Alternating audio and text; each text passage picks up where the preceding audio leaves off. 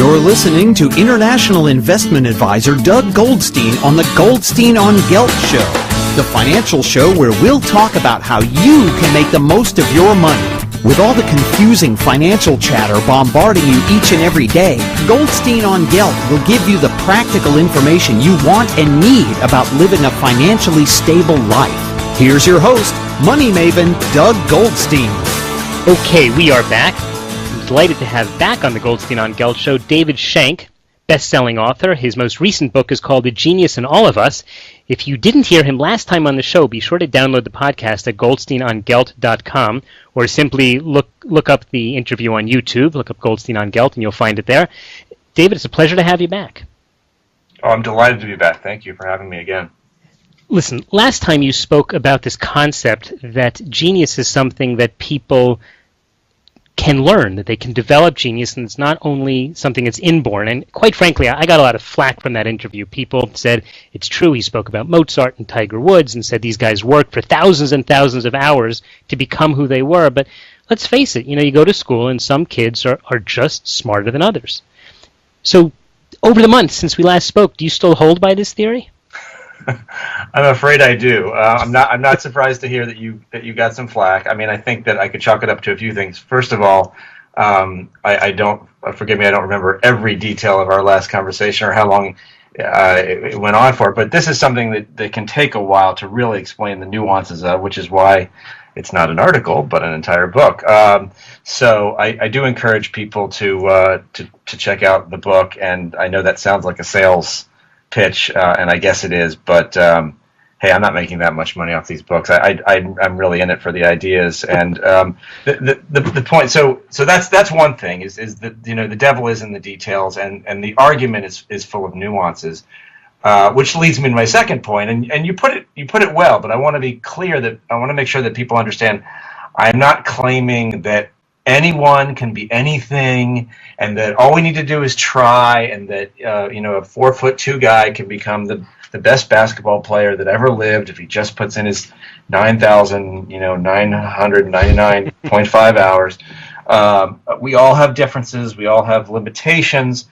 The point is that none of us know our true potential until we put in extraordinary amount of time, extraordinary amount of effort, extraordinary amount of persistence, and we learn to develop an attitude about failure, which is really embracing failure as a way to learn about what we don't know and the skills we don't yet have, as opposed to seeing failure as some sort of recognition of our innate limitations.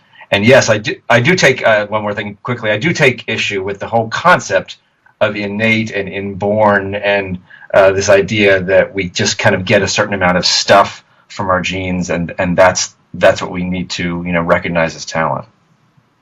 So you're saying that the poster that my physics teacher had in high school on his wall that said, "If at first you don't succeed, failure may be your thing," that's not what you're that's not what you're promoting? Well, I thought you were going to say try again or something else. Which does sound like what you're saying, right? In other words, and a lot of what you're telling me is frankly the wisdom that my grandmother taught me as well, which is, Doug, work hard, and that's the path to success. Is there more to it than that? Well, there isn't actually a whole lot more to it than that. At its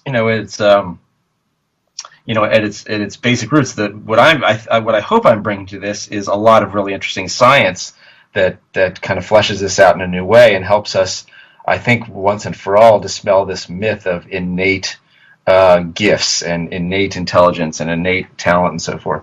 It's interesting. I do think that it comports very, very well with the cultural.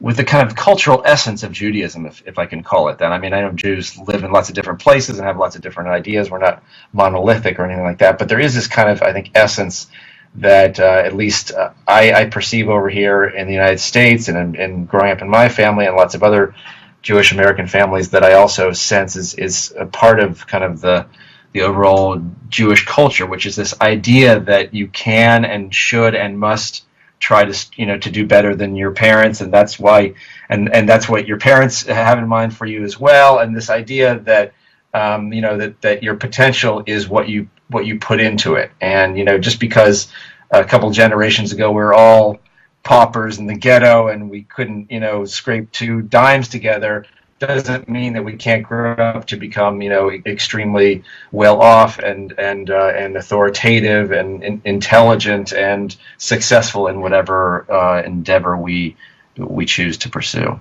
Do you somehow attribute this to something in Jewish history or the Jewish mindset?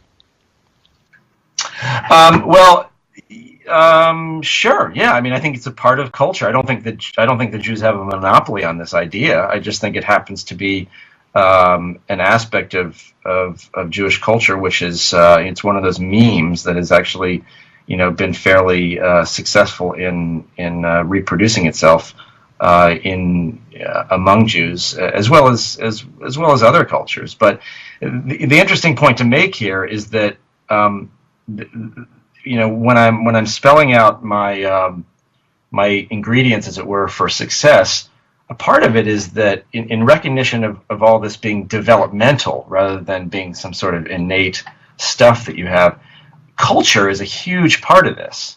And in fact, when you make it all about the individual, when you say, well, can you be a genius or can't you be a genius, that's really that's making the question so narrow that it's almost making it a false question, because all of these things have a cultural component to it. We all are limited not only by the genes that we're born with, but by the cultures that we're born into. And by culture, I mean, something as narrow as a family culture, and then you've got your community culture, and then you've got your religious and spiritual culture. You've got your ethnic culture. All these different cultures that each of us are a part of, and there are ideas and mores and belief systems that come to us, each of us as individuals, from all these different cultures that we're a part of, and they affect our attitudes and the developmental process in all these things. So, how smart are you capable of being? Well, part of the answer to that question is how smart does your culture want you to be, and what sort of level of encouragement/discouragement is built into your family/community culture. Very interesting. We are talking to David Shenk, who is the award-winning and national best-selling author of 6 books, including The Genius in All of Us. He and I first met when I had read his book called The Immortal Game, about the history of chess, which I thought was fantastic, and the Wall Street Journal even said it was superb. David's been on the show before. If you missed the first interview, then you should be sure to download that at goldsteinongelt.com, or just look up the YouTube on that. I'll tell you something you were saying a minute ago, David, about the culture.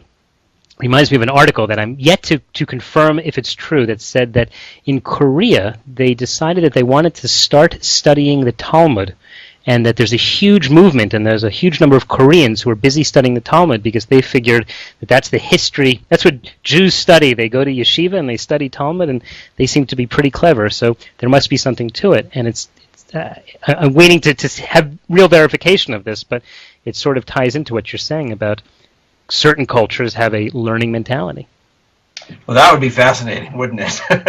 and I'd love to know about how the language barrier is going to there. But the Talmud is actually written in Aramaic. It's not even in Hebrew. The letters are Hebrew, but the language is ancient. So even an average Israeli can't pick up a Talmud and read it himself. It's a whole study. Well, right, but one would assume that there are fewer people who know Aramaic in Korea than there are in Israel. But wow, I'm intrigued by that. But yeah, absolutely. I mean, and again, I want to be clear. I'm not claiming that any ethnicity or religion has any monopoly on powerful ideas or important cultural memes. And in fact, that's kind of the point, is you can look throughout history and you can see various cultures and microcultures and macro cultures embrace certain ideas, and then suddenly, out pops this amazing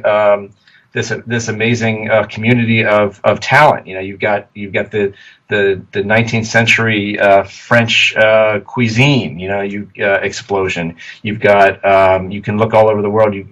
Just recently you've got in Russia, actually coming from just a small part of Russia, you've got all this incredible tennis expertise, which you also see coming out of a certain pocket of Florida.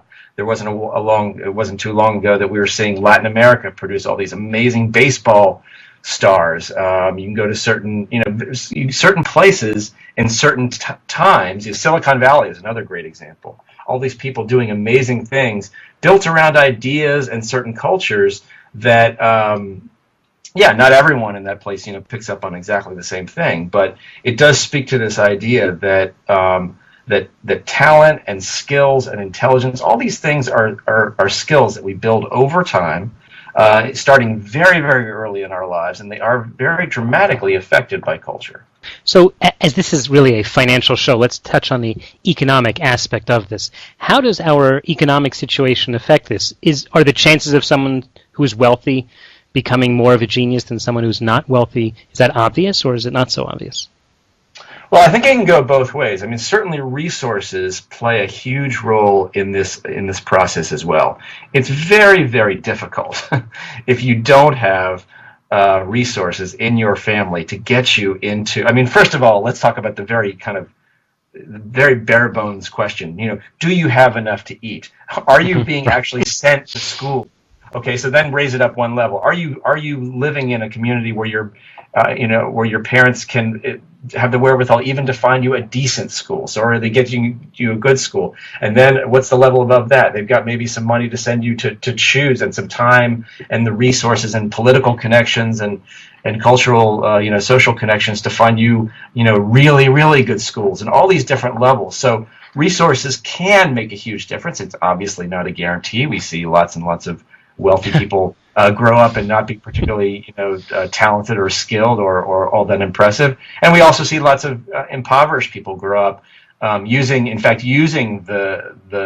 emotional kind of inspiration of of being down and out as a kind of a forward, propulsion to, just absolutely being, committed to making their lives and the lives of their children better. So in that sense, it can work both ways. But without a doubt, economic resources play a huge role in this.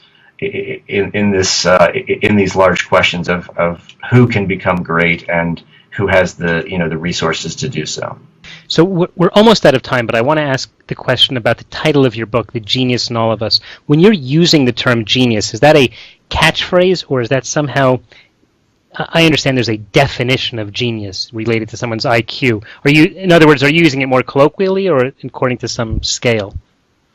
No, I don't believe in any kind of line of demarcation or saying you are a genius, you're not a genius. In fact, that's a big part of the book, is to say that we get way too caught up, in trying to make that distinction. So yes, I'm using it very much as a catchphrase. It's also, frankly, a sales line because I want to attract attention. But actually, the title of the book, The Genius in All of Us, is meant to, the real point, and people will get at the very end of the book, I'll give a little spoiler alert, is that the genius inside all of us is that we are very human design. We talk about people getting the right genes or the wrong genes, and do you have the smart gene or the dumb gene or the musical gene or whatever, but the truth about genes is that the human genome, the way it is built, the way it is designed over time, and I believe in evolution, so the way it's evolved, is it's a genius design. It's designed to adapt to outside conditions. It's designed to adapt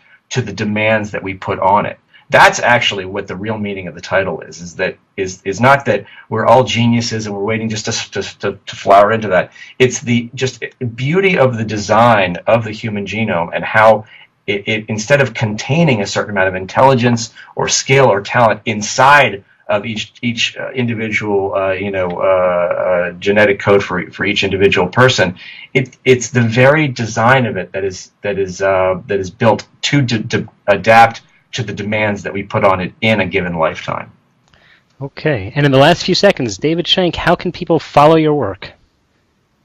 Well, thank you for asking that. So davidshenk.com is probably the best way to get in touch with me and to find out about my books. It's SHENK, so davidshenk.com. Okay. Once again, thanks very much for joining us. People who missed the previous interviews can download the podcast at goldsteinongelt.com or just check them out on YouTube. David, I'm looking forward to having you back on the show again. Oh, I can't wait. Thank you. Take care. You too. You've been listening to the Goldstein on Gelt Show with money maven Doug Goldstein. Doug's weekly radio show is heard around the world, but if you miss it, you can download the podcast at www.goldsteinongelt.com. The Goldstein on Gelt Show gives you up-to-date financial ideas so you can get on the path to financial freedom. If you'd like your questions answered on the air or off, send Doug an email to doug@profile-financial.com. It's your money for your future, so join Doug every week to build your wealth on the Goldstein on Gelt Show.